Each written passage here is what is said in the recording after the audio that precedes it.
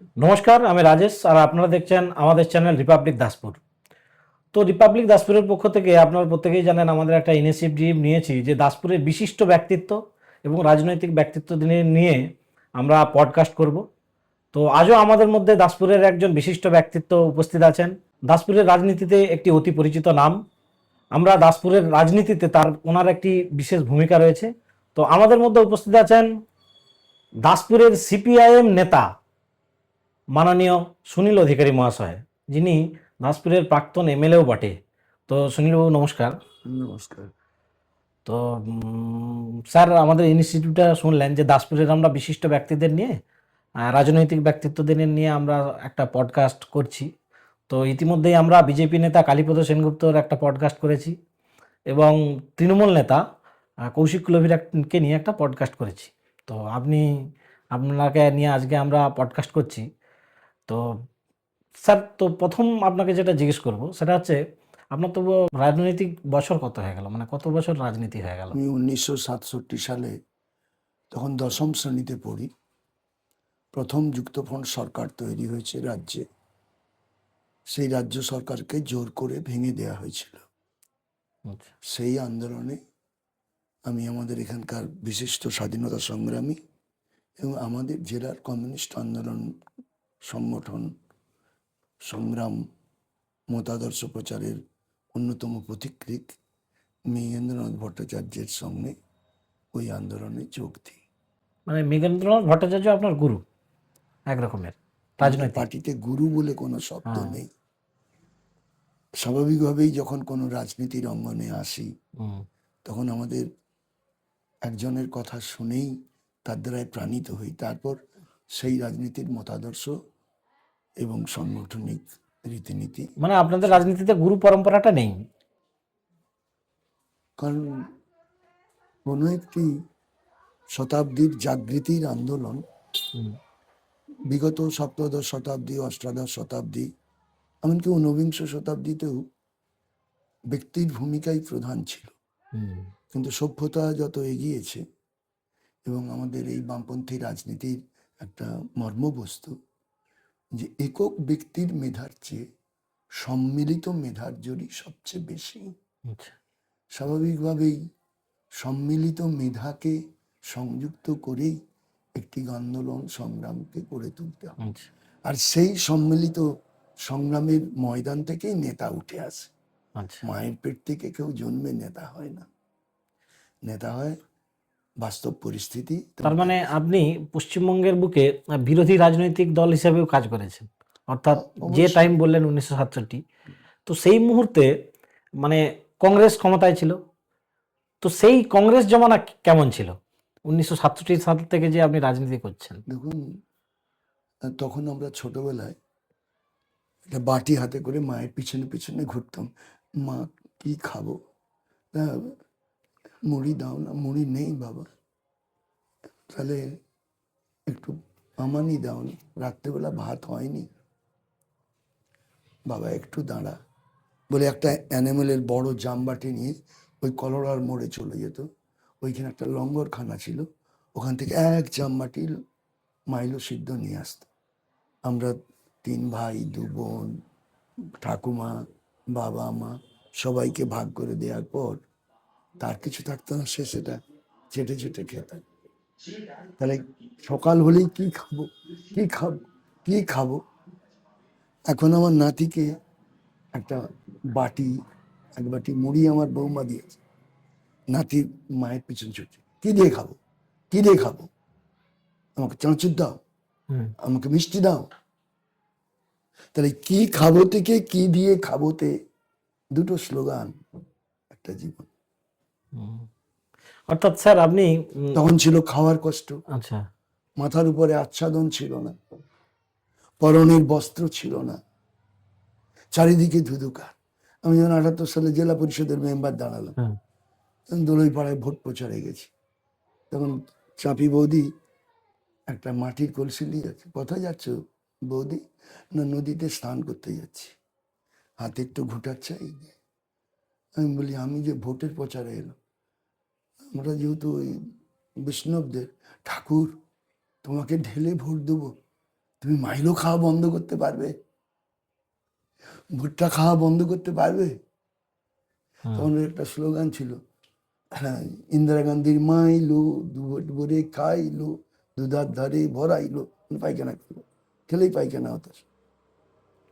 6 সালে যখন এমএলএ দাঁড়ালাম, তখন সেই বৌদি একটা ওই দেশের দশের বালতি, নীল লাল হলদা নীল রঙের একটা বালতি, খপায় একটা ব্রাশ মোজা। আমি বলি, বৌদি কোথায় যাচ্ছ? না, বলে আমি তো স্নান করতে যাচ্ছি। হাতে একটা সাবান কেস, খুলে দেখলাম লাক্স সাবান, খুশবুই গন্ধ। বলে, আচ্ছা বৌদি, তোমার সেই আমার জেলা পরিষদ দাঁড়ানোর কথা মনে আছে? বলে, ঠাকুর, সে কথা মনে থাকবে নি আমাদের? তুমি তার আগের দিনে প্রচারে এসেছিলে, আমি বেড়াইনি, তুমি দুঃখ করেছো চাপি বৌদি কেন বেড়ায়নি। ওই তো এখন কাপড় ছিল, কলোরার উত্তর বিল মারা হয়েছিল, ভিজে গেছে, সেটাকে বাইরে বসে দিয়ে তোমার দাদার গামছাটা পরে ভিতরে বসেছিলাম, তোমার সঙ্গে তোমার সামনে আসিনি, সেই কাপড় পরতো। তা লেট মি ফিনিশ ফার্স্ট। আপনি তুললেন যখন, এটা শুনে বাদ দিয়ে দিতে হয়, বাদ দিয়ে দেবে। আমি বললাম আজকে না, বলে এই তো কগলেট দিয়ে দাঁত মাজবো, ওখানে সাবান দিয়ে সেদিন নদীর ঘুষুম মাটি গায়ে মেখে পরিষ্কার করেছি, হাতে একটু সোডামাটি দিয়ে মাথায় দিয়ে ডুবেছি। আজ সাবান মাখবো, শ্যাম্পু করবো, দাঁত মাজবো, সেদিনের মাটির কলসি চলে গেছে দেশের দেশের বাল্ব। আর তার পিছনে তার ছেলেটি এসে ট্রানজিস্টার নিয়ে যেই খুলে দিয়েছে, বলা কারা অত দূরে যেত কি, ওই আকাশ না ডাকলে, কোনো বাসি সুর খুঁজে পেত কি, কারুর পায়ে নুপুর না বাজলে। আমি বলি, তাহলে তোমার জীবন মাসির যে সুর পাল্টালো চাপে দি, মানে তোমার বামফ্রন্টের নুপুর বেজেছিল বলে। দিজ আর দি সিনারিওস, এইটাকে মনে রাখতে হবে। কি করে এটা সম্ভব হলো? আপনি কংগ্রেসের সঙ্গে তুলনা করছেন না। সংগ্রহ হলো যে আমাদের দাসপুর থানাতে হাজার হাজার বিঘে জমি গরমকালে ফেটে হাঁ হয়ে থাকতো, সেখানে শস্য শ্যামল সবুজ প্রান্তর হলো। শুধু তাই নয়, সেখান থেকে দাঁড়িয়ে এই দশানি, ছোয়ানি, দুয়ানি, চারানি, সুশান্তকাল, আবেদাকাল, তারপরে আপনার সোলাটোপা, তারপরে আপনার গোমরাই, যদি সব ক্যানেল, ভসলার খাল, এগুলিকে নিষ্কাশন করে সঠিক সময়ে বড় বাঁধ বেঁধে, যে বড় বাঁধ তৈরি হয়েছিল বাজুয়ার জমিদার মহেন্দ্র চৌধুরী নাড়াজলের রাজাকে, দেবেন্দ্রলাল খানকে মত করিয়ে এই নদীর জল মাঠে মাঠে চলে যেত। কংগ্রেস আমলে আসতো, তখন আমরা কলা গাছের ভেলা চড়তাম। আর বামফ্রন্ট আসার পর সম্পূর্ণ একটা পরিবর্তন করে দিল। এই জলটাকে কাজে লেগে এই মাঠের মধ্যে, মাঠকে মাঠ। তখনও জোয়ার ছিল, কান্ট্রি সাইডে স্লিজ দিয়ে জোয়ারের জল ঢোকাল। মানুষকে খেতে দিতে হবে, আগে খাওয়া, তারপরে পড়া, পড়া খাওয়া, তারপরে লেখাপড়া শিখা। কি ছিল? রাখাল গরুর পাল লয়ে যায় মাঠে, সকালে উঠিয়া শিশু মন দেয় পাঠে। তার বাপের সঙ্গে যখন কলকাতা যাচ্ছিল, তখন একই দেওয়ায় চায়না গুপি বাবুদের বাড়ি পড়ছে, অকুত ভ কয়স, তার অকুত ভয় ভ অন্তস্থ। আর হইরাদলই, মেধাদলই, আমাদের মতন নলিন বৈষ্ণবের ছেলেরা, তারা মাঠে গরু চড়াতে গেছে। এই দেখেই ওর খুব দুঃখ হয়েছিল। বর্ণ পরিচয়ের শেষ পাতায় লিখল, উঠিল তপন উঠো শিশুগণ, আপন আপন পাঠে দেহ মন। প্রাইমারি স্কুলগুলো ভরে উঠল, এবং সেখান থেকে দাঁড়িয়ে খেলাধুলা সমস্ত একটা প্রচারণ। মাস্টারমশাইরা দেখবেন, আগে আমার মাস্টারমশাই কি ছিল, এইরকম একটি হাবই চপ্পল আর একটি হাফ শার্ট পিড়ান নিয়ে আসতো, স্কুলের কলে পা ধুয়ে স্কুল ঢুকতো, কারণ রাস্তাঘাট তো তখন কর্দমাক্ত সমস্ত, এসে পা দিয়ে যাবে না। এবার তিনি যাচ্ছেন, মাস্টারমশাই কেমন আছেন শুনিল, বলে নমস্কার। সে জুতা হাতে নমস্কার করছে, কাকে নমস্কার করছে? অভিভাবককে নাকি? বামফ্রন্ট সরকার একটা নতুন ধারা আনলো, করে 3 দাগ দিয়ে এখন মাস্টারমশাই গোটা ধোঁয়া অভিভাবকের মুখে ছড়িয়ে দিয়ে চলে যাচ্ছে। এটা আমাদের অহংকার, আমি ঈর্ষাপরায়ণ নয়। মাস্টারমশাইরা তাদের আর্থিক সমৃদ্ধি পেল, বই দিল, বেতন ছাড় করলো। আমি অহংকার করছেন, ম্যাথামেটিক্সে কখনো কখনো পরীক্ষায় আমি 95-এর নিচে number pi, up to 1 to BSc মাধ্যমিকে যে আমি 2 নম্বর কম পেয়েছিলাম, মানে ম্যাট্রিক পরীক্ষা 93 পেয়েছিলাম। আমি পরীক্ষা দিতে পারবো না, আম গাছের তলায় দাঁড়িয়ে থাকবো। আমার মা গিয়ে হেডমাস্টার মশাই পায়ে ধরছে, মাস্টারমশাই আমার ছেলেটাকে পরীক্ষা দিতে দিন না, আমি রেজাল্ট আউটের আগে দিয়ে দেবো পয়সা। কোনো রকম নামাজ করে পরীক্ষা দিয়ে পাস। আর বড় লোকের বেটা এইরকম পায় অঙ্কের নাম্বার, সে পরীক্ষা দিচ্ছে।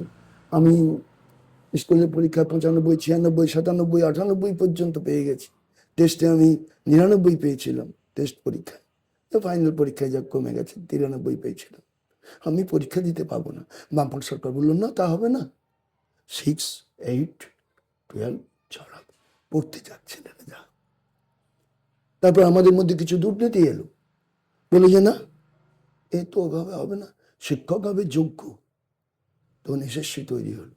আসছে বছর আবার হবে, আসছে বছর আবার হবে।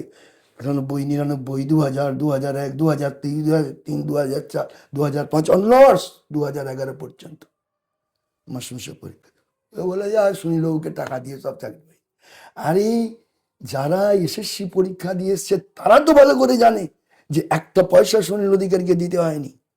তখন আমি এখানকার জেনারেল সেক্রেটারি, এটাই আমাদের সান্ত্বনা। কে কি প্রচার করলো তার। তাহলে দেখুন বামফ্রন্ট সরকার কি করেছে, কি খাবো, কি দিয়ে খাবোতে রূপান্তরিত করেছে। এর পরিমাণটা আমরা যখন 2011 সালে চলে যাচ্ছি, মানুষ আমাদের প্রত্যাখ্যান করেছে, এর জন্য আমরাই দায়ী, পরে বলবো। আবার বাইরের চক্রান্তও দায়ী। আবার গ্রামের মধ্যে কায়েমি স্বার্থ জোরদার জমিদার সহ নব্য ধনী যারা হয়ে উঠছে, তারাই সিপিএমকে ধাক্কা দিল। কিন্তু আমাদের একটা ত্রুটি ছিল, কারণ কোনো বস্তুর অবস্থার পরিবর্তন বাইরের কারণ থাকে, কিন্তু তার অভ্যন্তরীণ কারণ যদি না থাকে তাহলে কোনোদিন বস্তুর পরিবর্তনটা হয় না, সবসময়। আচ্ছা স্যার, তাহলে 2011 সালে আমাদের চাল লাগে 136 লক্ষ মেট্রিক টন। আমরা চাল উৎপাদন করলাম, ধান উৎপাদন করলাম 152 লক্ষ মেট্রিক টন। আমাদের আলু লাগে 45 লক্ষ মেট্রিক টন, আলু উৎপাদন করলাম 86 লক্ষ মেট্রিক টন। আমাদের সবজি লাগে 87 লক্ষ মেট্রিক টন, গোটা পশ্চিমবাংলায় সবজি উৎপাদন করলাম 117 লক্ষ মেট্রিক টন। দ্যাট ইজ বামফ্রন্ট সরকার। আর কংগ্রেস কি করেছে? দ্বিতীয়ত, আমি একটু আগে আমাদের মাননীয় তৃণমূল কংগ্রেস নেতৃবৃন্দের বক্তব্য শুনলাম। স্যার ওইতে যাব, তো আপনাকে স্টেপ বাই স্টেপ এক একটা জিনিস একটু আপনার কাছ থেকে আমরাও জানার চেষ্টা করব। এইটা বামফ্রন্টের স্বরূপটা কি, এটা দেখে হ্যাঁ আমি বলবো। আরেকটা উদাহরণ দিয়ে বলে বাদ দিয়ে দিবেন, শুনে যান, একটু সময় দিন। হ্যাঁ আমার মা একটা চাটাই কিনবে, আমার মা একটা খুন্তি কিনবে, সে কবে মাঘী পূর্ণিমার মেলা হবে সেই তা থেকে কেনা হবে, তার আগে নেই। আমি আমার বাড়ি থেকে বেরিয়ে পড়ুন, ওইখানে 3খানা দোকান। এদিকে একটু এগিয়ে যান, গ্রাউন্ডের এই পাশে একটা দোকান, এ পাশে একটা দোকান, করোড়ার মোড়। ওই যেমন আমরা 500 কলেজ থেকে পড়ে আসতাম, প্র্যাকটিক্যাল থাকতো যেদিন, সেদিন সন্ধ্যা হয়ে যেত, শীতের দিনে ভয় লাগতো আসতে। রাস্তার ধারে বন্টন। বামফ্রন্ট সরকার এলো, 30,000 কোটি টাকার একটা মূলধন তৈরি হলো। টাটা এমনি আসতে যায়নি, টাটা আপনার মুখ দেখে এখানে আসতে যায়। দেখলি যে 30,000 কোটি টাকার একটা আভ্যন্তরীণ বাজার তৈরি হলো। ইয়েস, এখানে ইন্ডাস্ট্রি করা। আচ্ছা স্যার, আপনাকে এগুলো একটা বিষয় পরিবর্তন জানার, দেখুন। পরিবর্তন কথা আরো জিজ্ঞেস করব। তো আপনি যে সময় থেকে রাজনীতি করছেন, সেই সময়কার, অর্থাৎ ভারতবর্ষের আমরা রাজনীতি যখনই আলোচনা করতে যাই, তো প্রধানমন্ত্রী ইন্দিরা গান্ধীর একটা গুরুত্বের কথা আমরা প্রত্যেকেই আসি। কারণ তিনি একদিকে নেত্রী ছিলেন কংগ্রেসের এবং দেশের প্রধানমন্ত্রী, এবং যার নাম এখনো অনেকেই করে। তো সেই, যদিও আপনারা ইন্দিরা গান্ধীর বিরোধিতা করেছেন বহু কিছু জিনিসে, তো ইন্দিরা গান্ধীর আমলটা আপনার কাছে কিরকম ছিল শুনুন, একটা প্রশ্ন, এবং তার বিরোধিতাই বা কেন করতেন? এই প্রশ্নটা যখন আলোচনায় তুললেন, তখন এটা তো ইতিহাস। এখন ইতিহাস। এই ইতিহাস কাকে বলে আপনাকে বুঝতে হবে, আপনি সাংবাদিক। হুম আজকে যে ঘটনা ঘটলো, কালকে সেটা খবর হতেও পারে, নাও পারে। হুম আপনারা করলে করবেন, না করলে না করবেন। আজকের ঘটনাকে কেন্দ্র করে নিয়ে কোনো কবি, কোনো সাহিত্যিক, কোনো প্রবন্ধকার, কোনো ঔপন্যাসিক নানান সাহিত্য সম্ভার তৈরি করতে পারে। কিন্তু আজকের ঘটনা তখনই ইতিহাস হবে হুম হুম যদি তার অনিবার্যতা, প্রাসঙ্গিকতা, যথার্থতা এই সময়ে তার আসে। তা আজকের দিনে যদি প্রধানমন্ত্রী নরেন্দ্র মোদীর সঙ্গে শ্রীমতী ইন্দিরা গান্ধীর তুলনা হয়, একটা তুলনা করছি, হুম 27টা লোককে মেরে দিল এই পহেলগাঁয়েতে, যুদ্ধটা হলো, গোটা ভারতবাসী রাত্রে জেগে এসছে, সমস্ত বিরোধী দলরা মোদির পিছনে গিয়ে দাঁড়িয়ে পড়েছে, করো মোদি তুমি, ওদের শিক্ষা দাও। ট্রাম্প একটা নির্দেশ দিল, ব্যাস সঙ্গে সঙ্গে যুদ্ধ বন্ধ হয়ে গেল। This is Indira Gandhi. আমেরিকার 7ম নৌবহর এখানে পাঠিয়ে দিয়েছে বঙ্গোপসাগরে। একটা দেশকে সে স্বাধীন করলো তার বাঙালি অস্মিতা, তার দৃষ্টি সংস্কৃতির উপর দাঁড়িয়ে। ইন্দিরা গান্ধীর সঙ্গে নরেন্দ্র মোদীর তুলনা হয়? আপনি যখন বললেন ইন্দিরা গান্ধীকে আপনারা কী চোখে দেখেন, আমরা যখন কোনো একটি লোককে দেখি তার পজিটিভ সাইড থাকে, তার নেগেটিভ সাইড থাকে, সেই পজিটিভ নেগেটিভ সাইড মিলিয়েই আমাকে তার মূল্যায়ন করতে হয়। হ্যাঁ, আমার মতাদর্শ রাজনীতি সংগঠনের ধারা অনুযায়ী অনেক ক্ষেত্রে শ্রীমতী ইন্দিরা গান্ধীর সঙ্গে আমাদের বিতর্ক আছে। তার মানে তিনি সব কাজ খারাপ করে গেছেন? It is not like that. 1969 সালে যখন 14টা বাণিজ্যিক ব্যাংক জাতীয়করণ করলেন, রাজন্য ভাতাদের বিল বিলোপ করলেন, আমরা তো বামপন্থী সাংসদ তখন জ্যোতির্ময় বসু থেকে শুরু করে সোমনাথ চ্যাটার্জি, এরা সবাই দুহাত তুলে সমর্থন করেছে।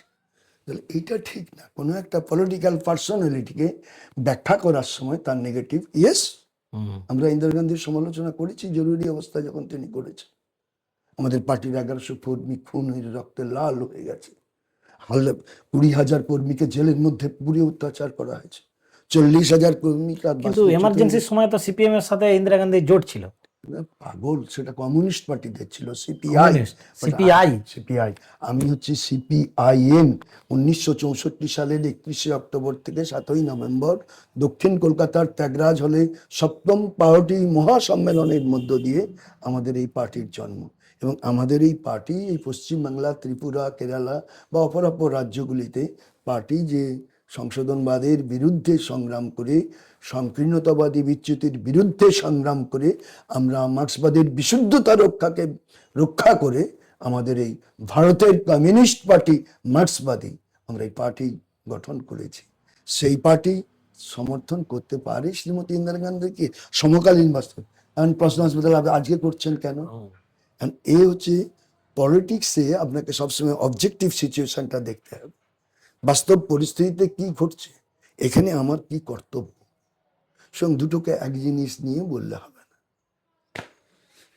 মানে আপনার মনে হয় বর্তমান যে প্রধানমন্ত্রী নরেন্দ্র মোদীর থেকে বেশি সাহসিক ছিল? হয় পণ্ডিত জওহরলাল নেহরুর সঙ্গে তুলনা হয়, লাল বাহাদুর শাস্ত্রীর সঙ্গে তুলনা হয়, যে কোটি কোটি টাকা ইলেকট্রাল বন্ডের নামে নির্বাচনকে প্রহসন করছে। আপনি গোয়েঙ্কার কাছ থেকে টাকা নিলেন 3,000 কোটি টাকা ইলেকট্রাল বন্ড, সে বিদ্যুতের দাম বাড়ালে আপনি কিছু বলতে পারবেন? Novartis, Glaxo and so many medicine company, তারা 1,000-1,500 কোটি করে টাকা ইলেকট্রাল বন্ডে দিচ্ছে। সে যখন ওষুধের দাম বাড়াবে আপনি কিছু বলতে পারবেন? তার মানে আমি বলছি না কংগ্রেস লাইনি, আমি বলছি না তৃণমূল কংগ্রেস নেয়নি, কিন্তু দুটো দৃষ্টিভঙ্গি। উনি মেক ইন ইন্ডিয়া করতে চাইছে, প্রথমত চায়নার বিরুদ্ধে বিষোদ্গার করে দিল। আর ভারতবর্ষের সবচেয়ে প্রধানমন্ত্রী যতজন হয়েছে, পণ্ডিত নেহরু, অন্তর্বর্তীকালীন গুলজারিলাল নন্দা, লাল বাহাদুর শাস্ত্রী, অন্তর্বর্তীকালীন গুলজারিলাল নন্দা, শ্রীমতী ইন্দিরা গান্ধী, মোরারজি রণছড়জিভাই দেশাই, চরণ সিং, তারপর আপনার ইন্দিরা গান্ধী মারা গেলেন, ইন্দিরা গান্ধী আবার হলেন, মারা গেলেন রাজীব গান্ধী, তারপরে হলেন ভিপি সিং, তারপরে হলেন চন্দ্রশেখর, তারপরে হলেন পিভি নরসিংহ রাও, তারপরে হলেন এইচ.ডি. দেবগৌড়া, না তারপরে হয়েছিলেন 13 দিনের বিজেপি গভর্নমেন্ট, এই অটল বিহারী বাজপেয়ী, তারপরে এইচ.ডি. দেবগৌড়া, তারপরে ইন্দ্র কুমার গুজরাল, তারপর আবার 13 মাসের বাজপেয়ী, তারপর আবার 5 বছরের বাজপেয়ী, অটল বিহারী বাজপেয়ী, তারপরে আবার আপনার মনমোহন সিং 4 থেকে 9, 9 থেকে 14, তারপর 14 থেকে অনওয়ার্ডস চলছে। আমি সমস্ত প্রধানমন্ত্রীর নাম আপনার কাছে বললাম, কারোর সঙ্গে কারোর যোগ্যতার কাছে হবে, তার এডুকেশন কোয়ালিফিকেশন সম্পর্কে কোনো প্রশ্ন করা যাবে না। এটা সততা নিয়ে একটা থাকতে হয়, আমি দেশনেতা। তারপর আমাদের দ্বিতীয় রাষ্ট্রপতি, প্রথম উপরাষ্ট্রপতি ডক্টর সর্বপল্লী রাধাকৃষ্ণ একটা কথা বলতেন, first build up your character, next come to politics and social works. This is the building up of character, what has been done by Modiji. আপনি জানতে পারবেন কোন সাবজেক্টের এমএ পাস কারা করেছিল, বলেছিল করা যাবে না। আমি কি পাস আমি তো আপনাকে বলে দেবো। যে আমি বিএসসি পড়েছি, আমি বিকম পড়েছি, আমি বিএ পড়েছি, তারপর আমি মাস্টার নরেন্দ্র মোদীজি তো ওনার তো সার্টিফিকেট দেখিছে এন্টায়ার পলিটিক্সে মাস্টার ডিগ্রি এটা করেছে। এরকম সাবজেক্ট বলে করে দিন। না আপনারা যদি না মানেন অসুবিধা নেই। কোনো ইন্ডিয়ান ইউনিভার্সিটিতে সাবজেক্ট নেই। নেই না, কি বলছেন আপনি?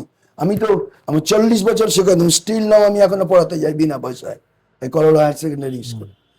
ওইটা নিয়ে বিতর্ক করতে চাই না। আজকের ডেটে আমি একটা বিষয় বলতে পারি, এই যে আগে আপনার শেষ করুন একটা কোশ্চেন। আপনার বাড়ির সামনে যে প্রধানমন্ত্রী জাতীয় গ্রামীণ সড়ক যোজনা, তো নরেন্দ্র মোদীজি 2014 সালে না এলে কি হতো? গ্রামীণ সড়ক যোজনা মোদিজির আমলে হয়েছে। ধরুন অটল বিহারী বাজপেয়ী সেটাকে প্রমোট করেছিল, অটল বিহারী বা তার তৈরি ঘাটাল করেছিল। বাঁশকুড়া রোড কারা করেছে? হুম? ঘাটাল বাঁশকুড়া রোড কারা করেছে? রেল কে চালিয়েছে? হতো ইংরেজ না থাকলে? ইংরেজ কি আপনাকে ভালোবেসে রেল চালু করে গেছে? না, সময়ের প্রয়োজনে তার সৈন্য দ্রুত পাঠাতে হবে স্বাধীনতা সংগ্রামীদের। এই দাসপুর থানাতে 100 জন স্বাধীনতা সংগ্রামী।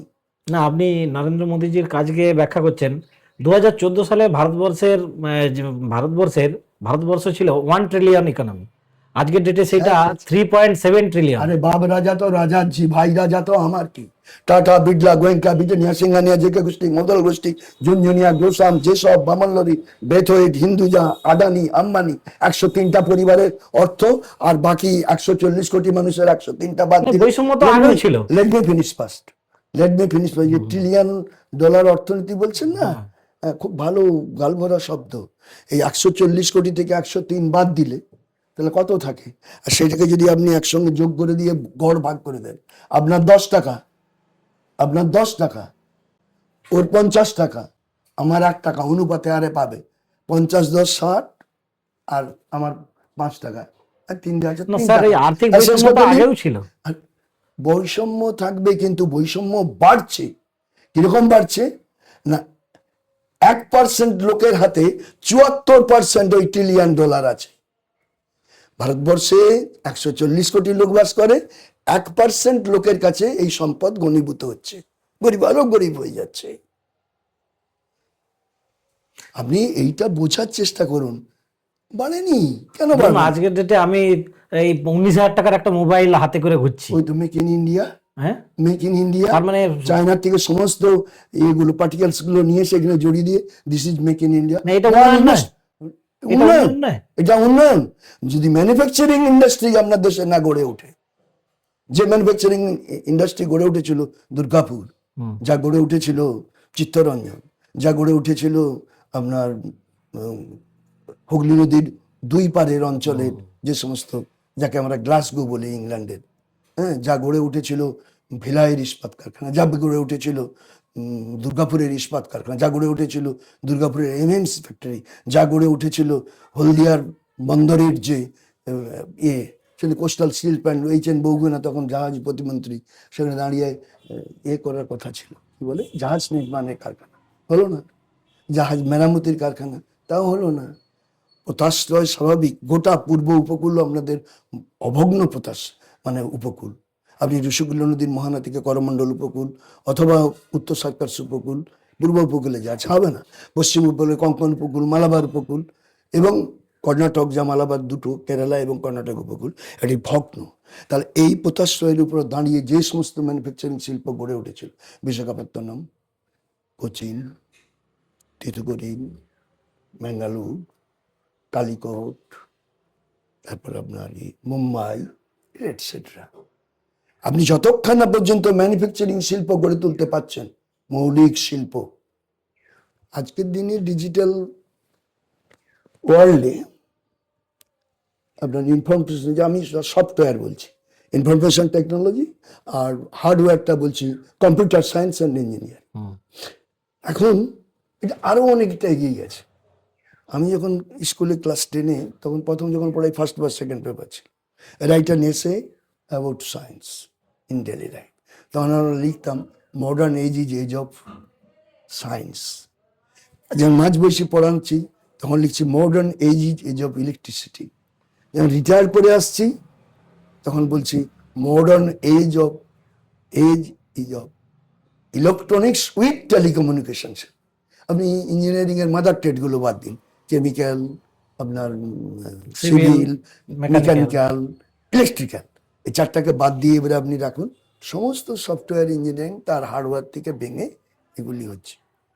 এই ইঞ্জিনিয়ারিং শিল্প আপনি আমাদের যে ব্যাঙ্গালোর দ্য ডেভেলপড, এখানে উইপ্রো এসেছে, ইনফোসিস এসেছে, কগনিজেন্ট এসেছে, অ্যান্ড সো মেনি, এই কারখানাগুলো এসছে। আজ আমাদের ওয়েস্ট বেঙ্গলে উইপ্রোকে চলে যেতে হচ্ছে, ইনফোসিসকে চলে যেতে হচ্ছে। কেন যেতে হচ্ছে? ওটা একটা আলাদা পার্ট। কিন্তু ভারতবর্ষের সেন্ট্রাল গভর্নমেন্ট যদি মৌল শিল্প না করে, আরেকটা দুর্গাপুর না করে, আরেকটা ভিলাই না করে, জার্মানির রুর উপত্যকাকে দেখে এসেই তো দুর্গাপুর তৈরি হলো, এমনি এমনি তো হয়নি। রাউরকেল্লা, আপনার এইগুলো আপনারা উপরি উপরি বলতে পারেন। যেমন ধরুন আমার ভেতরে ক্যান্সার এবং ষড়যন্ত্রের উপর একটা সিস্ট হয়েছে, আপনি তো দেখতে পাচ্ছেন। উপরটা সুনীলবাবু ওই ধুতি পাঞ্জাবিটা পরে বেরিয়েছে, দেখো মাস্টারমশাই যাচ্ছে। উপরটা দেখলেই all that glitters is not always gold. যত সোনা যত ইয়ে করুক, মানে পদার্থ যতই চিকচিক করুক, তা সবই যে সোনা হবে এমন। আচ্ছা স্যার, এবারে রাজ্য রাজনীতিতে একটু আসি। তো বর্তমান আমাদের যে পশ্চিমবঙ্গের বিধানসভা বামশূন্য বিধানসভা, যেটা মানে কোনোদিনও ছিল না, তো এবারেও কি বামশূন্য শূন্যের আবিষ্কারক কে? বামশূন্য হতে যাচ্ছেন? শূন্যের আবিষ্কারক কে? আর্যভট্ট। তাহলে শূন্যকে বাদ দিয়ে ম্যাথমেটিক্স হয়? না, এটা তো আপনার বাহানা। আজার এ কি বাহানা? এটা তো আমাদের ঐতিহ্য, পরম্পরা। হ্যাঁ, তা আপনি আজকে শূন্য দেখছেন, বাঁদিকে এক বসিয়ে দিন, 10 হয়ে যাবে। আপনি আবার বলছেন এবারেও শূন্য হবে, তাহলে দুটো শূন্য হয়ে গেল, তার উপরে এক বসিয়ে দিন বাঁ পাশে। Who can say? কিন্তু রাজনীতিতে এই অঙ্কটা আসছে কি আপনাদের বর্তমানে? তাহলে আপনি আজকে বাংলা বাঁচাও যাত্রা দেখেছেন? হ্যাঁ, এই লোকগুলো এমনি এমনি আসে। শূন্য সংসদীয় রাজনীতিতে আপনি যদি সমাজ পরিবর্তনের পার্ট নিয়ে থাকেন, ডোন্ট টেক ইট আদারওয়াইজ, আমি আমার আত্মহংকার প্রকাশ হয়ে যাচ্ছে, আপনি করেছেন। সমাজ পরিবর্তনের পার্ট নিয়ে থাকলে মুভমেন্ট হয়। Movement is of two kinds, out of parliament and within parliament. সংসদের অভ্যন্তরে লড়াই, সংসদের বহিরাঙ্গনে লড়াই, এই উভয় লড়াইয়ের সংমিশ্রণ ঘটিয়েই যুগপৎ পরিবর্তনের দিকে এগিয়ে যায়। History does not repeat itself. ইতিহাস কখনো পুনরাবৃত্তি করে না, ইতিহাস ইতিহাস হিসেবেই থেকে যায়। তার অভিজ্ঞতাটাকে আমরা কাজে লাগাতে পারি বড় জোর। তাহলে আজকে শূন্য আছেন। কিন্তু মানুষ যে বামপন্থী বিমুখ হচ্ছে, এটা আপনি কতজন মানুষের সঙ্গে মিশেছেন?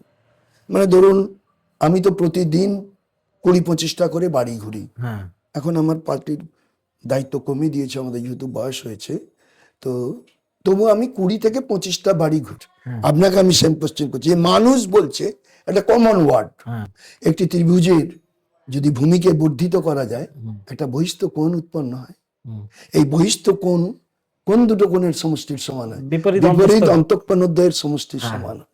এখনো কোনো মানুষ বুঝেছে যে ওটা অন্তঃকোণদ্বয়ের সমষ্টির সমান হবে, তখন শূন্য কেটে যাবে। তার মানটা আমি জানি না, মানে মানটা 0 আমার কাছে। আপনি জানেন, আপনি বলে দিলেন ত্রিভুজ যদি এটি সমকোণী ত্রিভুজ হয়, তাহলে 60-60-120 ডিগ্রি হবে। That is the function. ঠিক ওই যে মানুষ মানুষ মানুষ, এইটা আমার কাছে ওই বইটা আছে, দেখুন মাদিকে, ওই বইটা পড়ছিলাম একটু আগে, তো ক্যাপিটাল, তাতে বলছে যে আচ্ছা আপনি এত কিছু দেখছেন, তাহলে কিছু বলুন তো। সে বলছে আমি কিছুই দেখছি না, আমি শুধু মানুষ দেখছি। Nothing human is align to me, nothing human being is align to me. আপনিও মানুষ দেখছেন, আমিও মানুষ দেখছি, দু মানুষ দেখার তফাৎ আছে। আপনি মানুষ দেখছেন, সিপিএম শূন্য, সিপিএম শূন্য, সিপিএম শূন্য। আবার আমি মানুষের কাছে যাচ্ছি, বাবু তোমরা কবে এসবে, বাবু তোমরা এসো না, আজ যে সহ্য হয়নি। কি করতেছে? করছে মসজিদ, মন্দির, এটা রাজনীতি। কিন্তু কোথাও না কোথাও সিপিএম এর প্রতি মানুষ বিমুখ হচ্ছে। আবার আপনি অন্য প্রশ্নে গেলেন।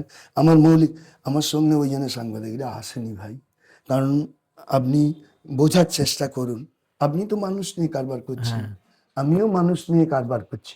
আপনি দেখছেন মানুষ সিপিএম এর প্রতি বিমুখ। আর আমি বলছি যে বাবু তোমরাই ঠিক ছিলে, কারণ তুমি এমন একজন এমএলএ, 3বারের জেলা পরিষদের মেম্বার, তোমাকে ওরা সিআইডি দিয়ে ধরিয়ে জেলের মধ্যে দিতে পারলো না। হুম। আচ্ছা আগো সুনীল বাবু, তুমি তো স্কুলে পড়াও, তুমি বলো দেখিনি তুমি কতজন শিক্ষামন্ত্রীর নাম জানো? আমি বলবো প্রথম আমি জানি বিধান রায়, প্রফুল্ল ঘোষ প্রেসিডেন্সি কলেজের প্রফেসর, মুখ্যমন্ত্রী ছিল, এরা দুজনেই লিখেছিল। তারপর নিকুঞ্জ মাইতি, তারপরে হচ্ছে মৃত্যুঞ্জয় বন্দ্যোপাধ্যায়, তারপরে হচ্ছে আমাদের এখানে পার্থ দে, তারপরে হচ্ছে আমাদের কান্তি বিশ্বাস, তারপর আবার পার্থ দেকে দিয়ে শেষ হয়েছে। গ্রামের মানুষ এটা প্রশ্ন করছে যে রাজ্যের শিক্ষামন্ত্রী জেলে যায়, শিক্ষা দপ্তরের সবগুলো জেলে যায়, এবং যা জেলের অভ্যন্তরে ওকে বোধহয় শিক্ষার মিটিং করতে হয়, এরপরও মানুষ একথাও বলছে, মানুষ একথাও বলছে আসছে বছর আবার হবে, আসছে বছর। আমি বলি কি রে, আমার সব ছাত্ররা না বলে মাস্টার সাহেব আপনার আমলে আমরা দেখেছি প্রতি বছর এসেছি, পাই না পাই পরীক্ষাটা দিতে পারছি। কিন্তু সরকার এলো 12-16 শেষ, তাও আবার টাকা লেলে এর গল্প। আপনি মানুষ কি বলছে একটু শুনবেন না স্যার, মানুষ মানুষ তাহলে মানুষের কথাই স্যার বলি, মানে বর্তমানে মানুষের মধ্যে যেটা আলোচনা হয় যে আবার একই প্রশ্ন, কতজন মানুষ হয়েছে? চা দোকানের আলোচনা, গঞ্জের আলোচনা না, চা দোকানেও মানুষ থাকে তো শেষ স্যার। মত আমি তো বলছি চা দোকানেও মানুষ থাকে তো, এবং তারাও ভোটার, আমার এই গ্রামে তাদের কথাও তো শুনতে হবে। আমাকে শেষ করতে দিন। হ্যাঁ এই গ্রামে আমার 4000 মানুষ বাস করে। হ্যাঁ। আমি করলার মোড়ে সন্ধ্যাবেলা 100 লোক দেখি, তা 4000-এর 100 কত অনুপাত? আর আমার এই গ্রামে 374টা পরিবার আছে, 100 জন যদি আমি প্রতি পরিবার থেকে একজনই ধরি, 100টা পরিবার, কত অংশ? আপনি তা দিয়েই সবটা মূল্যায়ন করে নেবেন? না, মানে পশ্চিমবঙ্গের বুকে ধরুন একটা, বিরোধীরাও বলে যে পশ্চিমবঙ্গের বর্তমান যে রাজনৈতিক সংস্কৃতি, এটা একটা খারাপ দুর্দশায় পরিণত হয়েছে। অর্থাৎ আমরা নির্বাচন এলেই দেখি মানুষের মৃত্যু হয়, ভোট লুট হয়। হ্যাঁ, এবার অনেকেই বলে যে এইটা অ্যাকচুয়ালি এর প্রাণপুরুষ সিপিএম। এই পশ্চিমবঙ্গের বর্তমান যে রাজনৈতিক সংস্কৃতি খারাপ, এটা কিন্তু কোথাও না কোথাও সিপিএম এর দেন, ঠিক যেটা মমতা ব্যানার্জি সিপিএম এর একজন সুযোগ্যা ছাত্রী, সেই পরম্পরাটাকে এগিয়ে নিয়ে যাচ্ছে। মার্ক্সবাদী পাঠশালার স্কুলের অপমান হয়ে যাবে যদি ওই রকম ছাত্রী থাকে। আর মার্ক্সবাদী যারা ধ্যান ধারণায় শিক্ষকতা করেছে, তারা অমন ছাত্রীকে রাষ্ট্রীয়টি করবে, কারণ যিনি ডক্টরেট না পেয়েও নিজে সিপিএম আমলে বুদ্ধ খোলা হয়নি। লেট মি ফিনিশ ফার্স্ট, শুনতে হবে তো। হ্যাঁ বলুন স্যার। শুনুন, না শেষ করলে হবে। আচ্ছা, স্বর্গে গণেশ থাকে, তার বাহন কি? মৃদুর। সে কোথায় যাবে? শিব স্বর্গে থাকে, তার বাহন কি? এই তার গলায় কি থাকে? সাপ। আমি আর বললাম না। তাহলে স্বর্গ মানেই শূন্য নয়, মোদির আমল মানেই স্বর্গরাজ্য নয়, জ্যোতি বসুর আমল, বুদ্ধ ভট্টাচার্যের আমল মানেই স্বর্গরাজ্য নয়, বলতে হয়েছে। কিন্তু আপনাকে প্রশ্ন করি, 1983 সালে যদি আমরা তাই ভোট দিতে না দিই, 1978 সালের পঞ্চায়েত নির্বাচনে সব গ্রাম পঞ্চায়েত, এই 24টি গ্রাম পঞ্চায়েতই দাসপুর থানায় সিপিএম এর দখল। 1983 নির্বাচন হয়ে গেল, 5টা গ্রাম পঞ্চায়েত, সেখানে আমাদের সিপিএম ছিল না, সবই বুদ্ধখোল করে নিয়েছে। Let me finish first. 1998 সাল থেকে আজকে কত সাল? 2025 সাল। আমার মতন একজন নেতা এই অঞ্চলে বাস করে, একটি এমসি, তখন কি মমতা সরকার ছিল নাকি? আচ্ছা, 2001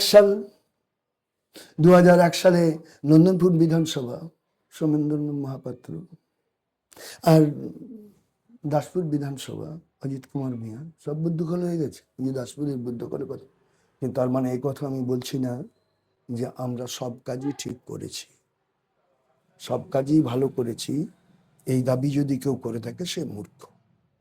কিন্তু পাল্টা উত্তরে আমি আপনাকে বলছি, আপনি যে প্রশ্নটা আমার কাছে শুনলেন যে এইরকম আমরা জোর জবরদস্তি করে করেছি, তাহলে 2001-এ জোর জবরদস্তি করতে পারতাম না?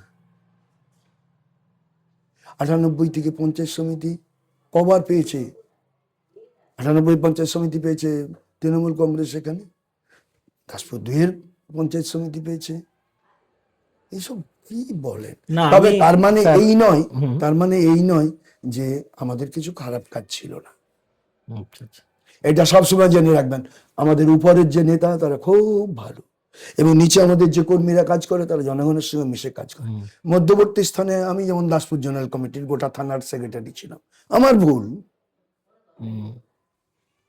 আমার কাজকর্মে, চলনে বলনে, আশাকে পোশাকে, আচারে ব্যবহারে, কথাবার্তায় কিছু ত্রুটি ছিল, সে ত্রুটি আমি অস্বীকার করতে পারি না। কারণ গোটা দাসপুর থানার আমি তখন অন্যতম পরিচালক ছিলাম, জেনারেল সেক্রেটারি যেহেতু। তাহলে যদি কেউ দুর্নীতি করে আমার নজরে আসার পরও আমি যখন বসে আছি, সে সবচেয়ে বেশি বড় দুর্নীতি পরায়ণ। শুধু ওটা কথা নয়, আমি আপনাকে একেবারে প্রত্যেকটা দিয়ে প্রমাণ দিয়ে দেবো যে এই গণতান্ত্রিক ব্যবস্থা কোথায় ছিল।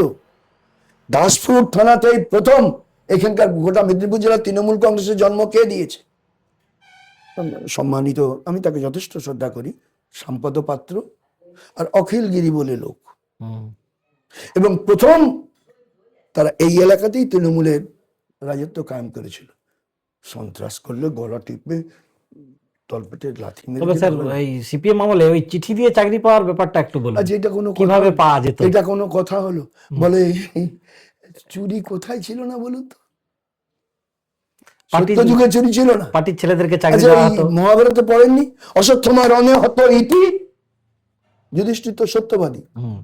কি বলছেন? এই যখন কথা বলা উচিত না, কেন উচিত না?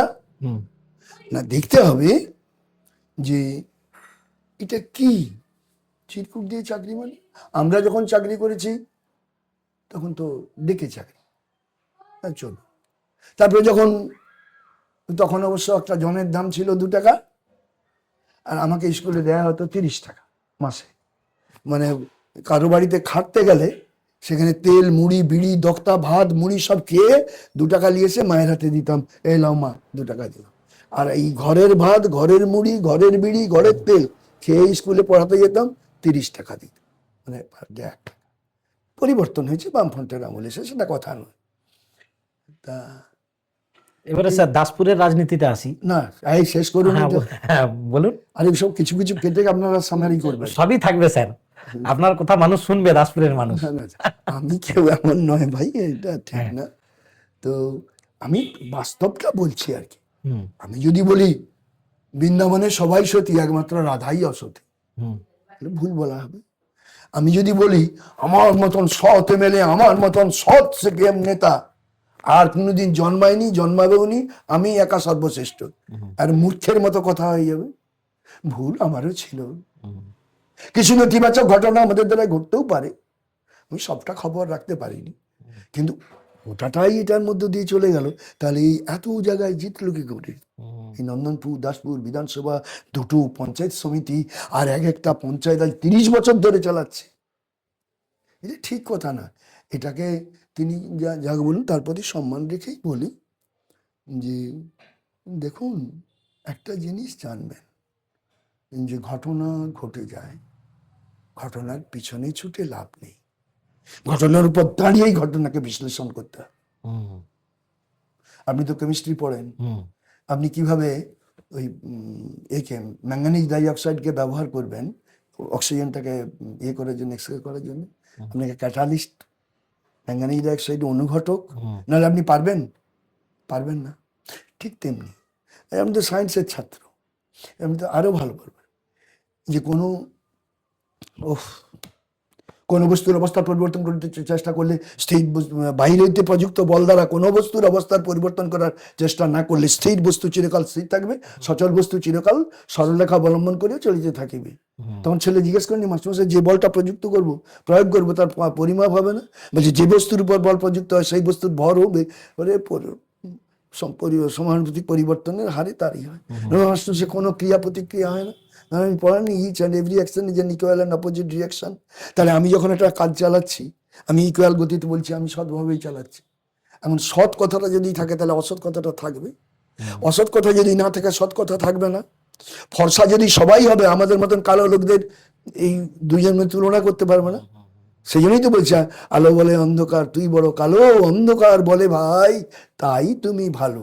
তাহলে আমি যদি আপনার কাছে এই বিজ্ঞানকে অস্বীকার করে বলি যে এ বিশ্বের প্রতিটি বস্তু অপর প্রতিটি বস্তু বা কোনকে আকর্ষণ করছে, আকর্ষণের পরিমাণ বস্তু দুটির ভরের গুণফলের সমানুপাতিক, উহাদের মধ্যেকার দূরত্বের বর্গের ব্যস্তানুপাতিক। আমি এইটা মুখে মানবো, আর খারাপ ভালোর দ্বন্দ্ব হবে না। সিপিএম এর সব ভালো, সিপিএম এর খারাপ নাই। আমি বিজ্ঞানকে, নিউটনকে অস্বীকার করব? আর না হলে আপনাকে করতে হবে একটি পাত্র ভরা বিকারে যদি ছোট্ট একটি দণ্ড ডুবান, আপনি বাচ্চা ছেলেটি দেখবে দাদু ওটা বাঁকা।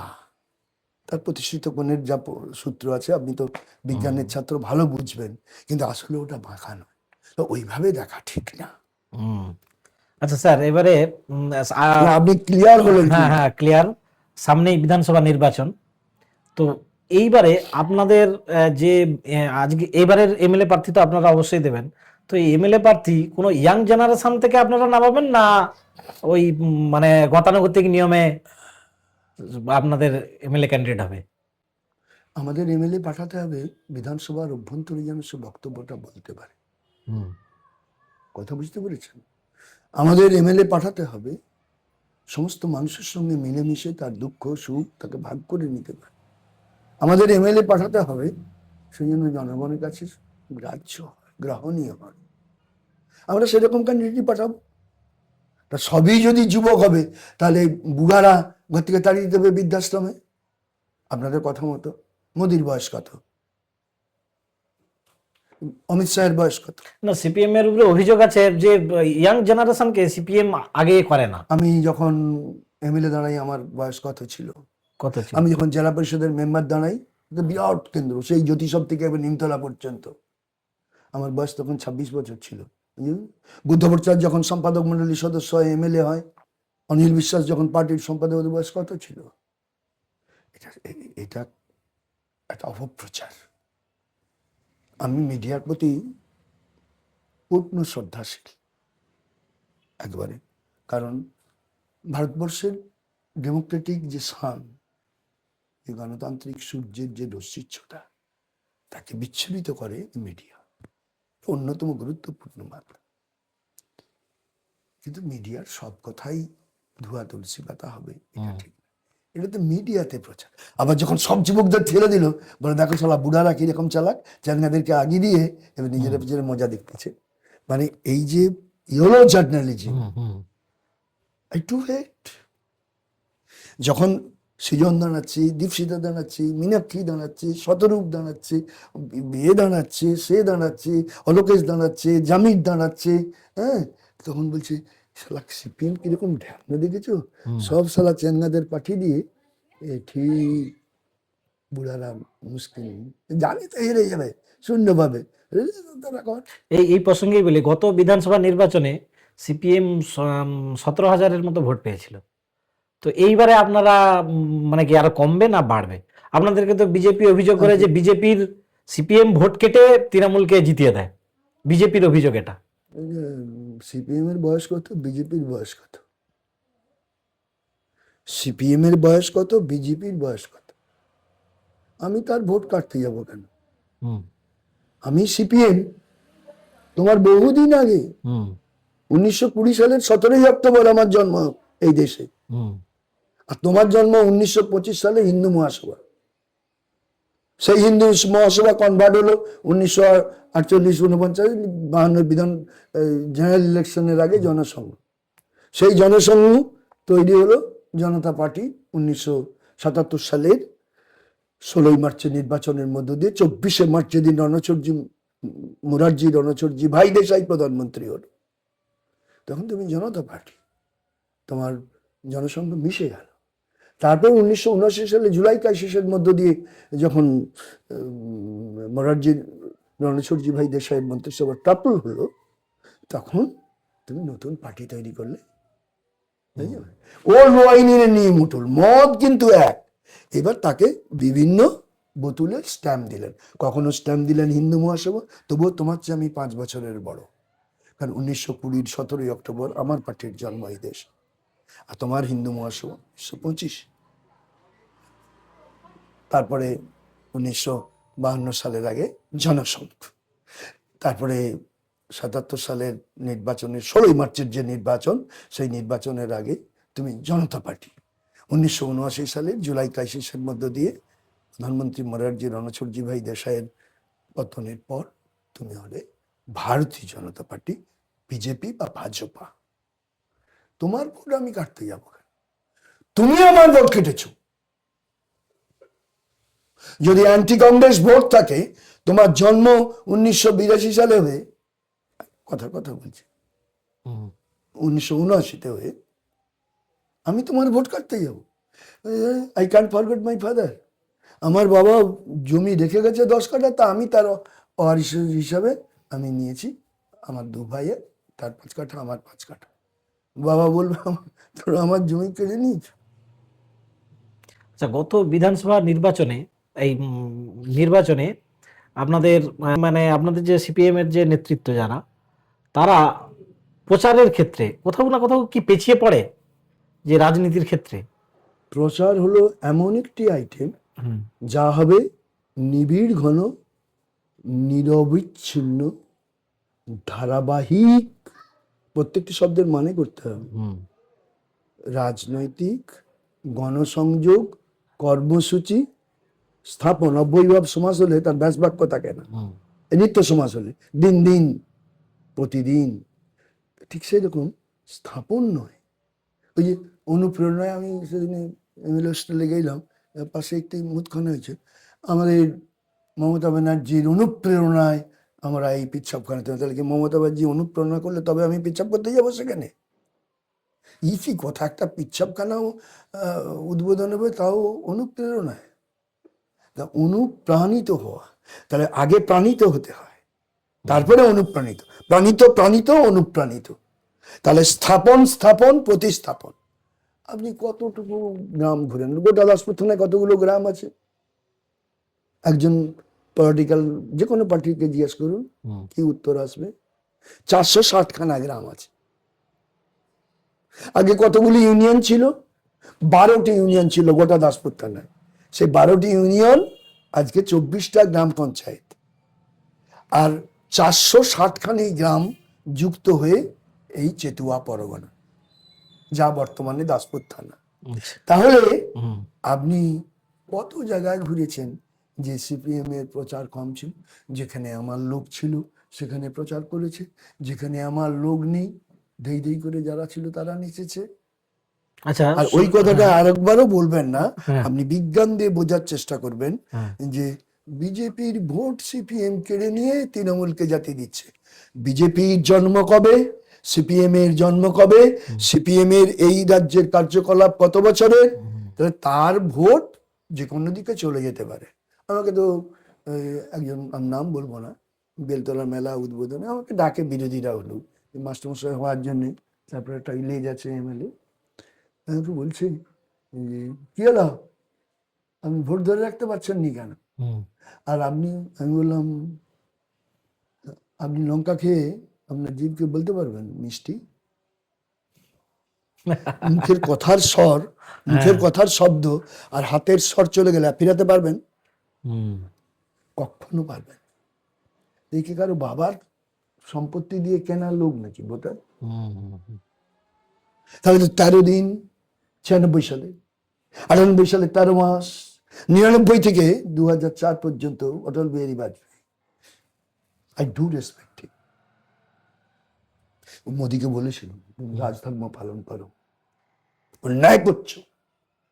দ্য পার্সোনালিটি, পন্ডিত নেহরুর সঙ্গে যখন এই স্বতন্ত্র পার্টির পিলু মোদী, তারপর আমরা সোশ্যালিস্ট পার্টির মধু দণ্ডপতি এবং আমাদের জ্যোতির্ময় বসু পন্ডিত নেহরুর সঙ্গে এই তর্ক করছেন, এক সময় হীরেন মুখার্জি, উনি, আপনি যদি পার্লামেন্টে কোনোদিন গিয়ে থাকেন দেখবেন প্রধানমন্ত্রীর নিজস্ব ঘর আছে, স্পিকার ঘোষণা করছে এবার বক্তব্য রাখবেন অটল বিহারী বাজপেয়ী। পন্ডিত নেহরু, এই তো টিভিটা চলছে না, এরকম ছুটছে, তখন জন মাথায় ওর সেক্রেটারি বলছে, স্যার আপনি ছুটছেন কেন? এই তুমি শোনো না, বাজপেয়ীজি এখন বক্তব্য রাখবেন না, আপনি তো ঘর থেকে মাইকে শুনবেন। নো, তার শারীরিক অঙ্গভঙ্গিমা সহ যে এক্সপ্রেশনটা, সেটা কেবলমাত্র অডিওতে হয় না, অডিও ভিজুয়াল হতে হয়। হুম, তাই আমাকে যেতে হবে। That was Vajpayee. আচ্ছা, আপনি মোদিকে বললেন না? হুম, হুম, হুম। আচ্ছা, খুব গত ভালো করে দেখবেন আমাদের ভারতবর্ষে যত প্রধানমন্ত্রী ছিল চীন তো এদের 20 চক্ষের বালি। সবচেয়ে বেশিবার চীন সফর করেছে এই প্রধানমন্ত্রী মোদি। এবার কি জানি হঠাৎ কি হয়ে গেল, আবার নাকি চীনের কাছে গেছে শুনছি। আমি এখন ইন্টারন্যাশনাল পলিটিক্সটা খুব স্টাডি করিনি, গিয়ে নাকি খুব মাখামাখি হচ্ছে। চাইনিজ সীমানা বিরোধ, যেটা জনসন লাইন, ম্যাকমোহন লাইন, এর অনেক বিতর্ক আছে। এবং এটা ইম্পেরিয়ালিস্টিক কান্ট্রি, মানে যারা সাম্রাজ্যবাদী দেশ, তারা লাগিয়ে দেয় এই যুদ্ধটা। আচ্ছা স্যার, এবার আমাদের যে এই সোনামণি সমবায় সমিতি গত যে নির্বাচন হলো, সেই নির্বাচনে সিপিএমকে মানে নাম নমিনেশন করতে বিরোধীদেরকে দেয়নি। তো এই বিষয়ে আপনি কি বলবেন? কি বলবো, সেই সমবায় সমিতি সিপিএম এর দখলে ছিল, কেন সেটা কি কিন্তু ডায়মন্ড বর্তমানে হারবারে দিচ্ছে? বর্তমানে তৃণমূল কংগ্রেস দখল করেছে, ডায়মন্ড, কিন্তু সিপিএম তো প্রতিরোধ গড়েই তুলতে পারল না। আরে কথা, ডায়মন্ড হারবারে কি সুস্থভাবে হচ্ছে? হ্যামনারি সৌগত রায় যেখান থেকে যেতে, কিন্তু দাসপুরে তো একটা বন্ধুত্বপূর্ণ রাজনীতি ছিল। কিসের বন্ধুত্ব? এই এই যে টার্মগুলো আপনারা ব্যবহার করেন না, হুম, রাজনৈতিক পরিস্থিতির ভারসাম্য, হুম, নট বন্ধুত্ব। কখনো হতে পারে বন্ধুত্ব। হুম, আমি যদি খেটে খাওয়া মানুষের সমর্থনে রাজনীতি করি, আর আপনি লুটেরাদের সমর্থনে রাজনীতি করেন, টাটা বিড়লা গোয়েঙ্কা বিটে, এর ভারতবর্ষ মোদি চালায় নাকি? হুম, এই পশ্চিমবঙ্গ মমতা চালায় নাকি? এখানকার রিজনাল বুর্জুয়ারা চালায়। তাদের মতাদর্শের পন্থী রাজনৈতিক দল তৃণমূল কংগ্রেস। হুম। আর ওখানে কি মোদি চালায় নাকি? অমিত শাহ, বোকার মতো প্রশ্ন। এটা অ্যাপারেন্টলি আমরা দেখি। কিরকম দেখি জানেন?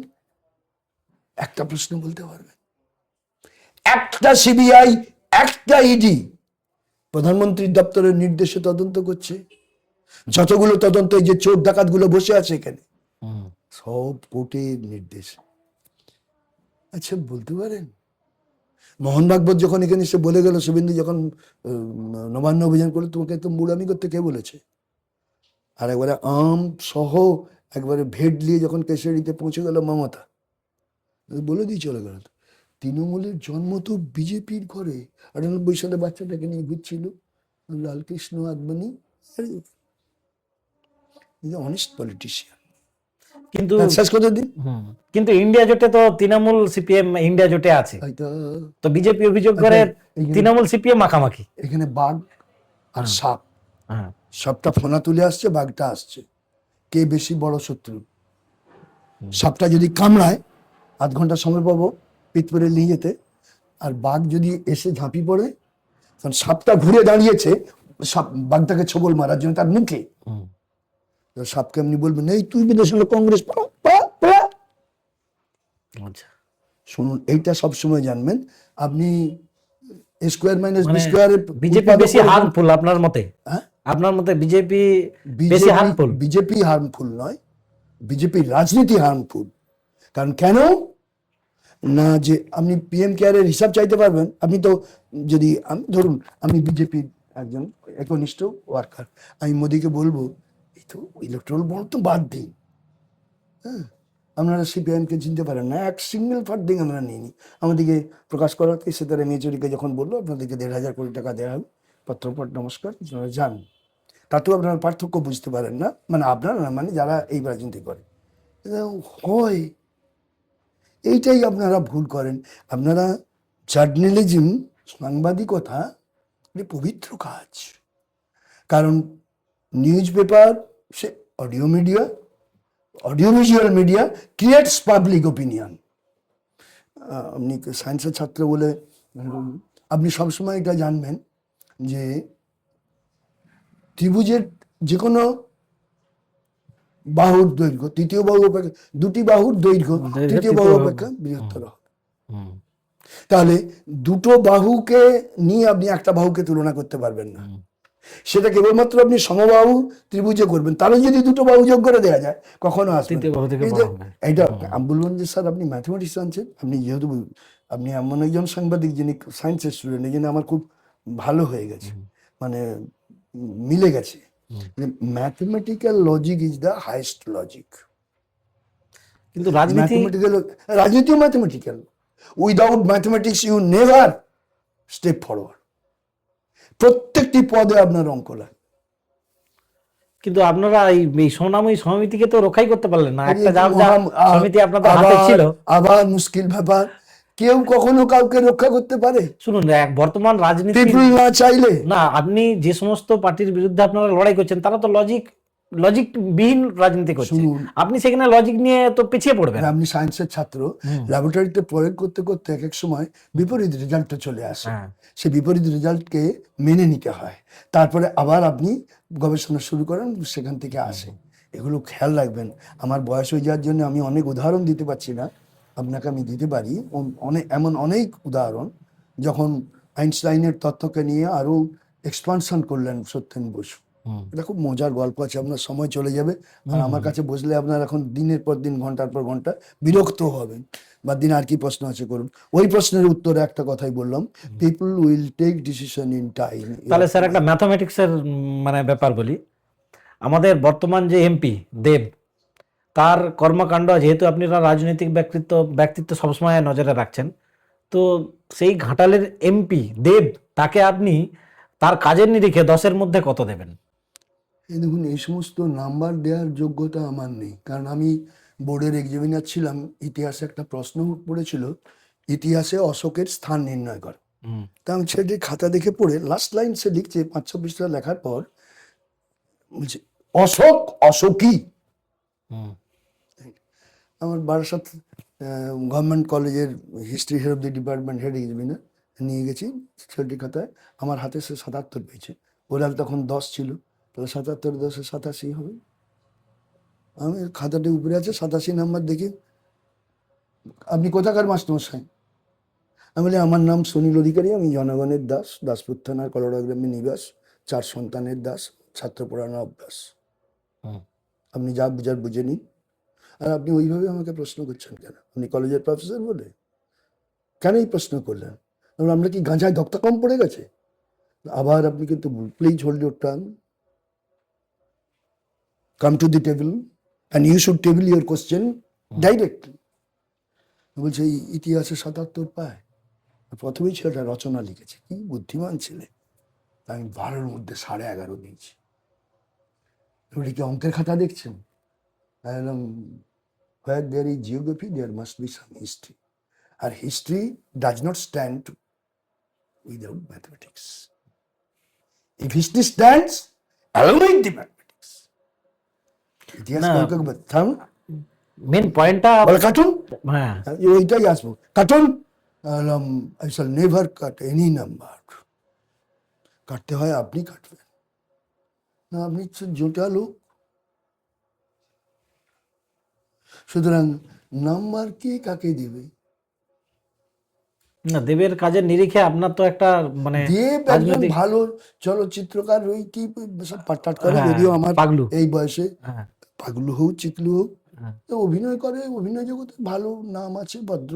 মানে কাজের দিক থেকে সেই এই রকম নেই। রাজনীতি করা যায়। এই যে ঘাটাল মাস্টার প্ল্যানের প্রতিশ্রুতি দিয়েছিল, সেটা কিন্তু হচ্ছে। আচ্ছা, এই তো ঘাটাল মাস্টার প্ল্যান, আপনি জানেন হ্যাঁ, Ghatal master plan? Ghatal master plan হলো ময়না, সবং, পিংলার পাট, Panskura east west, Keshpur, Kharagpur local, Khirpai, Chandrakona, Ghatal, Daspur, Debra. This is Ghatal master plan. কত কিউসেক জল যায়? এই যে বন্যাটা হয়, 10 বছরের গড়ে কত কিউসেক জল যায়? আচ্ছা, আমার গা থেকে সমস্ত লোম এগুলোকে বাদ দিলে আমার ওজন কমে যাবে? এটা তো অঙ্গ একটা, চুল, এগুলোকে সব আপনি পুছে দিন, আমার ওজন কমবে? কমবে? কিন্তু মাস্টার প্ল্যান তো বাস্তবেই তো মাস্টার প্ল্যান বলছেন কেন? ঘাটাল মাস্টার প্ল্যান যদি করতে হয়, তাহলে তমাল, পারাং, বুড়িগাং, কুবাই, শিলাবতী, কংসাবতী, ঝুমি, রূপনারায়ণের রাইট এমেন্ডমেন্ট যা ফলন যাচ্ছে, তারপরে আপনার কেলেঘাই, কপালেশ্বরীর পাট, এবং ওল্ড কাঁসাই, নিউ কাঁসাই, এই সমস্ত নদীগুলোর একত্রিত রূপ হবে Ghatal master plan. Central water commission এবং গঙ্গা ফ্লাড কন্ট্রোল কমিশনের কাছে সেচ মন্ত্রী তদানীন্তন বামফ্রন্টের প্রভাস রায় যে প্লেস করেছিল, তারা অনুমোদন দিয়েছিলেন, কিন্তু কোনো টাকা বরাদ্দ করেন। সেচ মন্ত্রী কেদার পান্ডের কাছে সর্বদলীয় প্রতিনিধি দলকেও পাঠানো হয়েছিল। তখন রজনী দলই ছিলেন ডেপুটি লিডার, কংগ্রেস ভাগ হয়ে গেছে, গাই বাছুর আর হাত। হুম, এরা সব করে রজনীদলের ওই প্রতিনিধি ছিলেন। তো রজনীর সঙ্গে আমার খুব ভালো পরিচয় ছিল, না হলে সুনীল দেবেনি। কংসাবতী এই যে ব্যারেজ, এই ব্যারেজটা কোথায়? হুম, কংসাবতী ব্যারেজটা পৃথিবীতে যত বাঁধ হয়েছে, আপনি শতদ্রু বাগনান পরিকল্পনা বলুন, ডিয়ান পরিকল্পনা বলুন, হীরাকুদ বাঁধ পরিকল্পনা বলুন, আমি বললে ধারাপাতের মতন বলে যেতে হবে আমাকে। তাহলে একমাত্র কংসাবতী বাঁধ যেটা মাটির, কংক্রিটের না। কোথায় হয়েছে? কুমারী নদী এবং কংসাবতী নদীর মিলিত সঙ্গমস্থলের জলপ্রবাহ। তাহলে সে কতটা জল ধরবে, বৃষ্টিপাত কত মিলিমিটার হবে, আর আমি এই নদী দিয়ে জল বহনের ক্ষমতা কতটা আছে। ঘাটাল মাস্টার প্ল্যানে আমার বাড়ির সামনে উঠে বলুন, এপারের বাঁধ দিকে প্রায় 850 মিটার দূরে ওপারের বাঁধ। ঘাটাল মাস্টার প্ল্যান হলো এই দুই পারের মাটিকে দিয়ে যে বেসিনটা হবে, তাতে যে 1,73,000 কিউসেক জল। কিউসেক জল মানে কি? 1 ফুট লম্বা, 1 ফুট চওড়া, 1 ফুট গভীর, 1 সেকেন্ডে যে জল চলে গেল 1 কিউসেক। তাহলে কত ঘনমিটারের এরিয়া ধরে এই জল বেরাচ্ছে, তাকে কে রুখবে? ওই ঘাটালের কেঠার কাটান আর আপনার ওই এর সামনে কি বলো আপনার ওই এসডি অফিসের সামনে ওই দিয়ে হবে, মুখে নিয়ে গাঁ করে চলে যাবে। একটা অবিমিষ্যকারিতা, হুম, কিছু তাপ্পি দেওয়া, তাও কি স্টিচ ইন টাইম সেভস 9। সোয়েটারটা একটু ছিঁড়ে গেছে, বৌমাকে বললো ওই 1 ফুট দিয়ে দিতে হবে। যদি 1 ফুট না দেয়, পরশু দিন এসে ধরুন এতটা হয়ে গেছে, তখন 9 ফুট দিতে হবে। তা আগে না করে এখন এইগুলো করে কি কি কিছু হবে? এই যে চন্দ্রেশ্বরকে বাড়িয়ে দেবে, যারা বলছে বন্যা হয়ে যাবে দাসপুরের এপার, বন্যা হবে না, ওয়াটার লকড হয়ে যাবে। যেখানে রূপসাল, লেবুসাল, হ্যাঁ রঘুসাল ধান হতো, সেখানে নোনাকুলমু, মাগুরকান্দি, কুবজি, মেটা এই ধানের চাষ হবে, তাও জলে ডুবে যাবে। দুটো ওয়াটার, কারণ ওখান থেকে যে জলটা দিব ওই চন্দ্রেশ্বরটা ভরে থাকবে, ব্যানের কাছে তার যে সুইচ সে খুলতে পারবে না। রূপনারায়ণকে যদি ড্রেজিং না করি, তাহলে এখানে বদ্ধ জলাশয় যেটা এখন নামাল এলাকা আছে, এরকম হয়ে যাবে। একটা অবিমিষ্যকারী আচ্ছা, পরিকল্পনা। আমাদের যে মানে দাসপুরের যে এমএলএ মমতা ভূঁইয়া, তো ওনার কাজের নিরিখে আপনি 10-এর মধ্যে কত দেবেন? কোনো মানুষের নিন্দা বন্দনা করা উচিত? নিন্দা না, রাজনৈতিক প্রতিদ্বন্দ্বিতা তো থাকবে। ভদ্রমহিলার ব্যবহার খুবই ভালো, আচ্ছা, ব্যবহার ভালো, বাকি খুব কাজ? খুব ভালো। কাজ কাজ দেখুন, আছে মানুষ আছে কাজ, নাই মানুষ নাই নাই কাজ, কাজ। তাহলে আপনি ক্ষমতায় থাকবেন, মানে থাকা না থাকা সমান নো আপনি বলছেন? নো, আছে মানুষ আছে কাজ। হ্যাঁ। আমি মরে গেলাম, আমার কাজ নেই, হুম, তার মানে কাজ নেই কথা বলছি না। হুম, তাহলে বর্তমান পরিস্থিতির আর্থিক বাজেট এবং সরকারের যে উন্নয়ন পরিকল্পনার দৃষ্টিভঙ্গি, হুম, সেই অনুযায়ী সে কাজ করবে, হুম। কিন্তু তার সমর্থন কিন্তু ক্রমহ্রাসমান। আচ্ছা স্যার, ওই এবারে আমি আমরা মোটামুটি দিদির শেষের কথা দিকে এসে বলছি না, গেছি। দিদির কথা বলছি না, হ্যাঁ, রাজনৈতিক দলের তৃণমূলের হ্যাঁ, একটা মিডিল ক্লাস পিপুলের মধ্যে বিরাট রিয়াকশন। সেটা বিজেপিও ধরতে পারছে না, কারণ বিজেপি ধরতে পারলে সে সাইকার হয়ে যাবে। কারণ এটা বুঝে গেছে যে উভয়ের মধ্যে যে সেটিংটার জন্য, নাহলে অভিষেক বাইরে থাকে, কোর্টের অর্ডারে সিবিআই সেট, হুম, যার জন্যে যে মধ্যবিত্ত অংশ খাচ্ছে, তার বাড়িতে মাধ্যমিক পাস আছে, উচ্চ মাধ্যমিক পাস আছে। যেমন সিপিএম ক্ষমতায় এসেছিল, তার কোনো সংগঠনই ছিল না তখন 77 সালে। আচ্ছা স্যার, আপনি এই দাসপুরের বিজেপি নেতাদেরকে জানেন? কালীপদ তো আমারই প্রোডাক্ট, কালীপদ সেনগুপ্ত। ওরা তো আমার সময়, আমি যখন এখানকার, ও এখন আমাকে দেখলে প্রণাম করে, হ্যাঁ, ভালো বলে, ভালো। আর তাছাড়া কালীপদ ওরা তখন ছাত্র আন্দোলন করেছে, যুব আন্দোলন করেছে, আমি তখন এখানকার পার্টির নেতা। হ্যাঁ। আমি ভাই ব্যক্তি সম্বন্ধে কোনো আর মানে তৃণমূল থেকে এসেছে 2021 সালে তপন দত্ত, যদি ওনাকে চেনেন? এটা ঘৃণ্য রাজনীতি কেন নেয়, হ্যাঁ, ঘৃণ্য রাজনীতি একেবারে প্রচন্ড ধরনের না। তুমি তোমার মতাদর্শ বদল করছো বিজেপির মতাদর্শের সঙ্গে, কোনো অসুবিধা কি আছে? এটা হয়? হ্যাঁ? এটা করা উচিত? আপনার কি মনে হয়? ফট করে আপনার সিদ্ধান্ত মনে হলো, না না আমি কেমিস্ট্রি বারবার পড়াবো না, আমি ইতিহাসের ক্লাসে চলে যাই, আপনার যাওয়া উচিত না।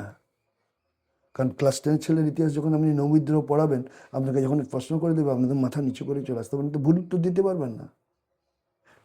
আপনি তো কেমিস্ট্রির ছাত্র, হ্যাঁ। আপনাকে বললো যাও এটা পড়িয়ে এসো, লজিকটা পড়ে। প্রভিশনাল ক্লাস ম্যানেজ করতে পারবে, কিন্তু সাবজেক্টের ভিতরে ঢুকলে, আমি এরকম ঠকেছি অনেক। আপনাদের দাসপুর ওয়ানের বিজেপি জেলা নেতা তপন মাইতি, ওনাকে চেনেন? চিনবো না? উনি লক্ষণ মাইতির বেটা, হ্যাঁ, লক্ষণ মাইতির ছেলে চিনবো না? ও অনেকবার এখান দিয়ে গাড়ি লেগে গেলে, হাত দেখালে আমি চলে যাই। হ্যাঁ। ওই বাবু একটু নিয়ে চলো না গো, আমার তো কোনো গাড়ি টাড়ি নেই, হ্যাঁ আমি তো ওই যে যখন যাকে পাই তাকে নিয়ে চলে যাই। তাহলে তো আমার সঙ্গে ভালোই সদ্ভাব, কোনো অসুবিধা নেই।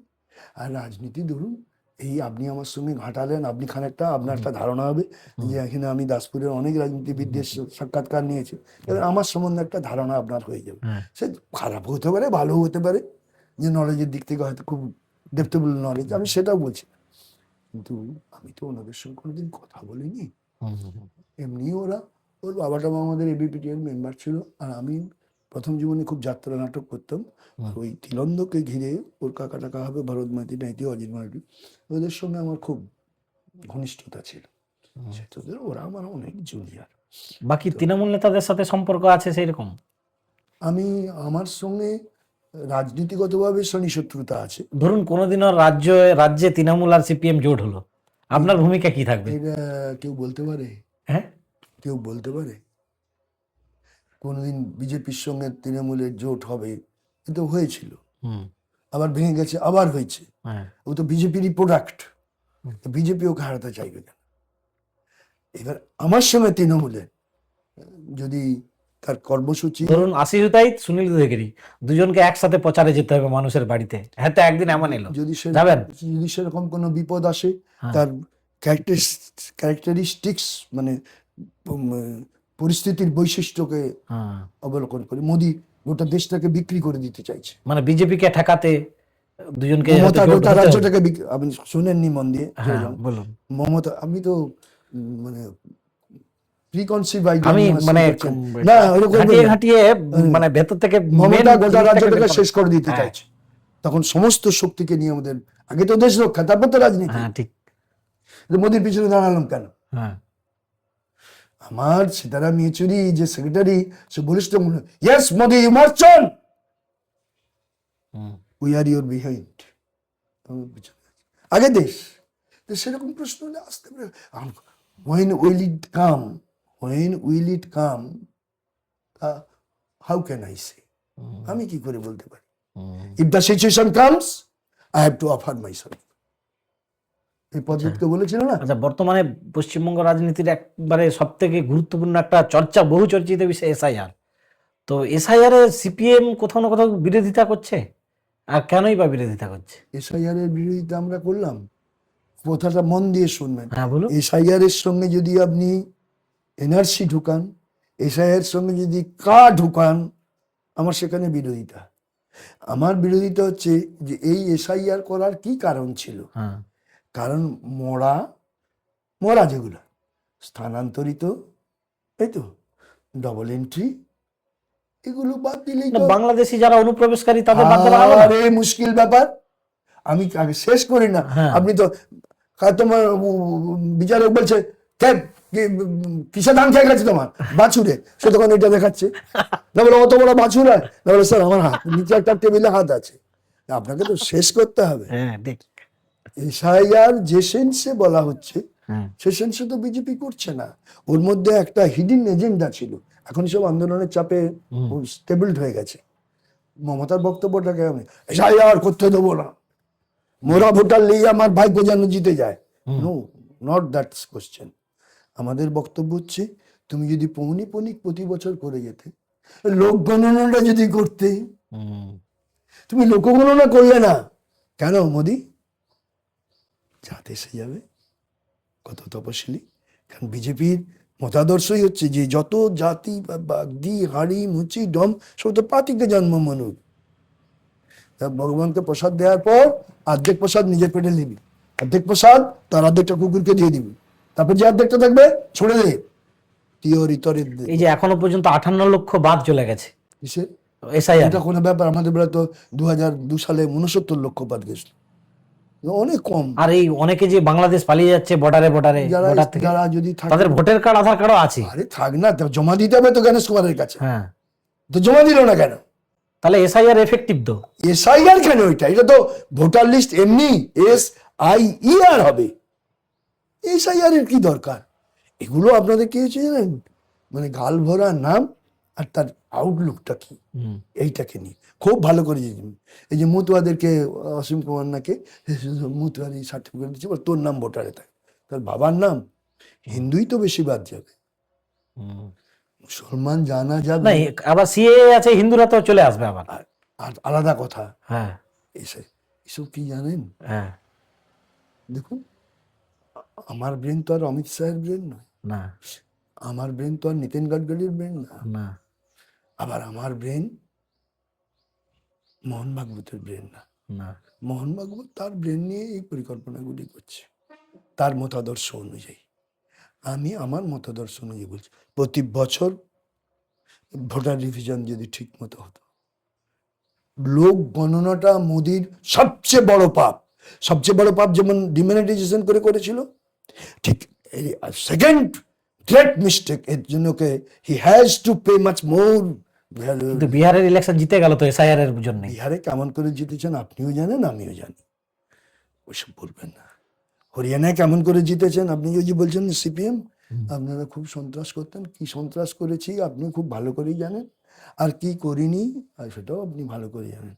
ওইসব প্রশ্ন উদাহরণ দেবেন না, যদি দেন না মরে যাবেন।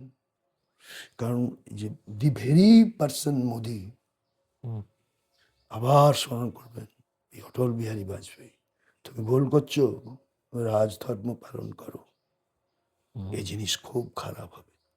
শুধু জানেন আমি যখন রিটায়ার করি তখন আমার 45,000 টাকা বেতন।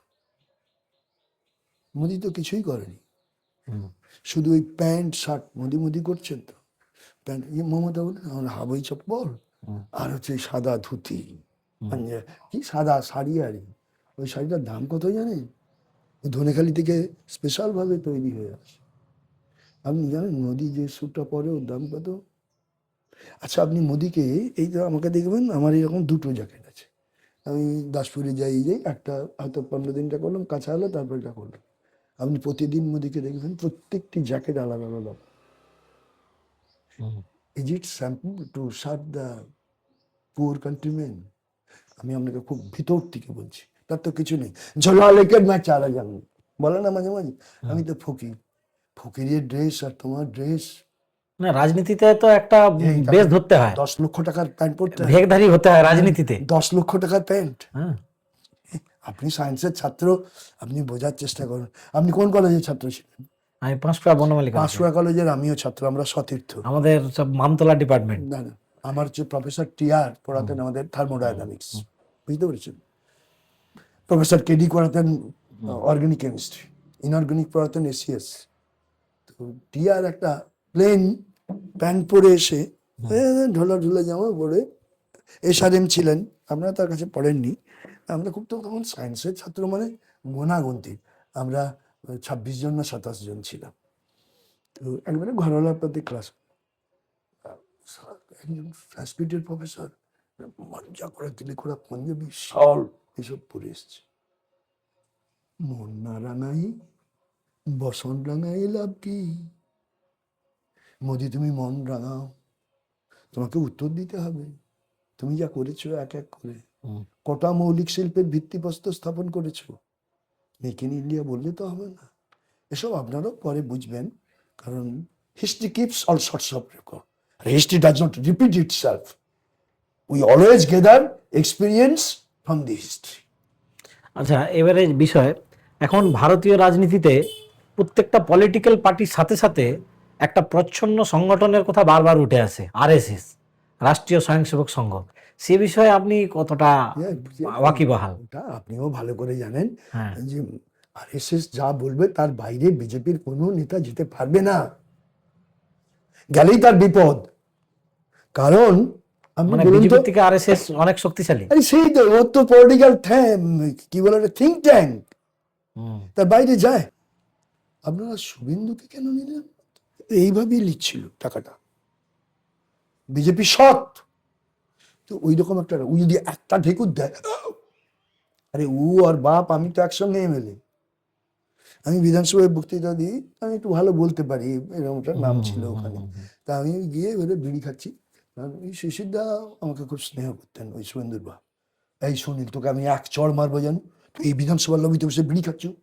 আমি কি করবো, আমার 4টা আন্ডা বাচ্চা, তাদেরকে পড়াতে পড়াতে সব শেষ হয়ে গেছে, আমার বউকে তো আমি আর চাকরি দিইনি, আমি নিজেই করছি, তাহলে বিড়ি খাবো নি কে? তখন আমি 2.5 বান্ডেল করে বিড়ি খাই। হ্যাঁ শিখালে খা। আমি বলি পেটও দেবো, যত ভরবে নি, উ কারবারে আমি নি। বলে ওর শিশির অধিকারীর সাথে শিশিরদা, এটা কত সাল? এটা 2006 সাল। আচ্ছা, ওখানে বিধানসভা। আমি 1985-এ, তখন আমি ডিওএফ এর জেলার সহসভাপতি, হ্যাঁ। কাঁথিতে মিটিং করতে গেছি, ওর মিউনিসিপ্যালিটির সামনেই বক্তৃতা দিচ্ছি। ও মিউনিসিপ্যালিটি অফিসে বসেছিল, বলে আরে শালা ছেলেটা তো দারুণ বক্তৃতা দেয়। বলে উনি বাইরে বেরিয়ে এসছে। ওখানে শিশির অধিকারীর যে ব্যবহার এবং ওর বাড়ির যে অত্যন্ত বিনয় নম্র, এবং আপনি যদি কোনোদিন যান গিয়ে দেখবেন, কোনোদিন আপনাকে রাখে।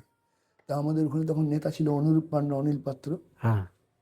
এই ছোকরা, আমাকে বলতে, এই ছোকরা খুব তো ফটফট করছো, তোমার সঙ্গে আমি কথা বলবো। আপনি কে? এটা চিনতাম না তখন, একদম আমি ইয়ং সিপিএম এর এলসিএস, আমি তখন বলছি, বলে আমার বাড়িতে যেতে হবে। আমি বললাম আমি তো যাবো না, আমার নেতারা না বললে। তোমার নেতা কে? অনুরূপ পান্ডা আর অনিল পাত্র। তো ওদের জন্য, এই অনিলকে অনুরূপকে বলতো একটু দেখা করতে। মিউনিসিপ্যালিটি চেয়ারম্যান তখন, তোমার এই ঝগড়াটিকে আজকে আমি খাওয়াবো, তোমাদের মদ আছে? আচ্ছা শিশিরদা, আপনার বাড়িতে কে খায়নি? আপনি বিরোধী রাজনীতি করলো, শুধু খাওয়াবো না, আজকেও থাকবে আমার বাড়িতে। তারপরে দিয়ে আমার খুব প্রশংসা করলেন আর কি, মানে আমি খুব ভালো বক্তৃতা দিই, যুক্তি দিয়ে বলি, কোনো মুখে গালমন্দ নেই। সেই থেকে পরিচয় শিশিরদার সঙ্গে। তারপর ওরা বাপ বেটা একসঙ্গে এমএলএ হয়ে গেল। শুভেন্দুর সঙ্গে ওর ভালো পরিচয় ছিল, ওরাই কথা বলতো, রেসপেক্ট করতো। মানে আমি যখন বিধানসভায় বলতাম, মানে ওদের পার্থ চ্যাটার্জি আর সৌগত রায় বললেই আমাদের ট্রেজারি বেঞ্চ থেকে আমাকে দিয়ে বলাতো আর কি। মানে দারুণ ইংরেজি বাংলা মিলে ফাইটার দ্বন্দ্ব হতো আর কি। সেই দিকে ওরা টিএমসির সব এমএলএরা আমাকে, আমার এই মেয়ের বিয়েতে তো এই সম্পাদক তো সব এসেছিল, বড় মেয়ের বিয়েতে আমি তখন এমএলএ ছিলাম। ওই জ্যোতিপ্রিয়া মল্লিক, পার্থ চ্যাটার্জি, ওরা সব সিপিএম নেতারাও এসেছিল। তারপরে সেই থেকে খুব স্নেহ করে তারপরে এমএলএ হয়েছে। সুনীল মনে আছে? আমি দাদা আপনার বাড়িতে খেয়েছিলাম বড় বড় গলদা চিংড়ি। না বলে ওই তুই খাওয়ার কথা, ছোট কথা বলতে নেই, বাদে তুই বিড়ি খাচ্ছ কেন বল। তারপরে দিয়ে সেই সৌগতরের সঙ্গে আমার দারুণ ফাইট হয়েছে আর একেবারে, মানে চিফ সেক্রেটারি থেকে শুরু করে হোম ডিপার্টমেন্টের বাজেটে বলছি তো, গোটা ঘর একবার উত্তাল, পিন পড়লে সাইলেন্স হবে না। দিয়ে তারপর গিয়ে বেরিয়ে আমার তখন বিড়ি খাওয়া অভ্যাস, পরপর 2-3টা বিড়ি খাবো আর কি, মানে বক্তৃতা দেওয়ার পরে এই অভ্যাস ছিল আর কি। আমি বিড়ি খাচ্ছি কোনো, আমি বললাম আমি কী করবো, উদ খেতে বন্ধু নাই, বাতাস লড়াই, গুটা করে নেই, বেটা এমএলএ হয়ে গেছি, পয়সা কোথায়? 200 টাকা তখন পার ডে, 100 টাকা জেলা পার্টিকে দিয়ে দিতে হবে, 25 টাকা রাজ্য পার্টিকে দিয়ে দিতে হবে, 75 টাকা, 12 টাকা দুবেলার মিল, 6 টাকা, 4 টাকা 4 টাকা, 8 টাকা টিফিন, 24 আর 32, তাহলে 75-এর 32 বাদ দিলে 12 টাকা বাস ভাড়া, এখানে নিয়ে আসবো, আবার 12 টাকা যেতে বাস ভাড়া, 24 টাকা, ফুরিয়ে গেলে গন্ডগোল। তাহলে কি থাকবে? আমাদের বউ বলছে তুমি এমএলএ হলে কেন, তোমার যদি কিছু না হয়। এখন একটা এমএলএ পায় প্রতিদিন 2000 টাকা, আর মাসে পায় 1,28,000 টাকা। তখন তো আমাদের দুঃখে টাইম হলে আমাদের আমি কি করে খাও? লেখা 5 শিশুদার ব্যাগে সবসময় 5 সিগারেট থাকে। আমি বলি আমি পেটে দেবো, যাতে দেবো পেটে ভরবে, নিউ কারবারের বোকা গাথা কথা মারবো একচো, বিধানসভা বলে তোকে মারলাম নি আমি। দিয়ে 5-6 প্যাকেট দিয়ে দিল। আমরা খুব রেসপেক্ট করতাম। ও যদি একটা ঢেকুর দেয়, পূর্ব মেদিনীপুর, পশ্চিম মেদিনীপুর, বাঁকুড়া, পুরুলিয়ার সব প্রাইমারি মাস্টারদের টাকাগুলার ঢেকুর উঠে যাবে। ও যদি আরেকটা ঢেকুর দেয়, মুর্শিদাবাদ, মালদা, নর্থ বেঙ্গলের যে ট্রান্সপোর্টেশন তার সব উঠে যাবে। ও যদি আরেকটা ঢেকুর দেয়, তাহলে যত সেন্ট্রাল কোঅপারেটিভ ব্যাংকের চাকরি তার টাকা। আপনারা তাকে নেতা করেছে। শুভেন্দু অধিকারী বিরোধী দলনেতা হিসেবে তো এখন বিজেপির সব থেকে বড় নেতা। আরে আপনি বললেন না, হ্যাঁ, সততা, ব্যবহার, সন্ত্রাস, উনি তো সবচেয়ে বড় সন্ত্রাসী। বলুন ঠিক আছে, খুব ভালো লাগলো আপনার আসলে আমার নিজের লাইনের লোক হওয়ার জন্য আমার সুবিধা হয়েছে আপনাকে বোঝানো। ঠিক আছে স্যার, যাই হোক মোটামুটি স্যারের সাথে কথা বললাম, তো অনেক কিছু জানলাম, এবং দাসপুরের রাজনীতি এবং রাজ্য রাজনীতি সম্পর্কে অনেক কিছু বিষয়ে স্যার তুলে ধরলেন। তো স্যারকে আবার অনুরোধ করব যে বিধানসভা নির্বাচনের আগে আবার একবার স্যারের সাথে অবশ্যই আসবো, এরকম ইন্টারভিউ নেবো। আসবেন। ধন্যবাদ স্যার।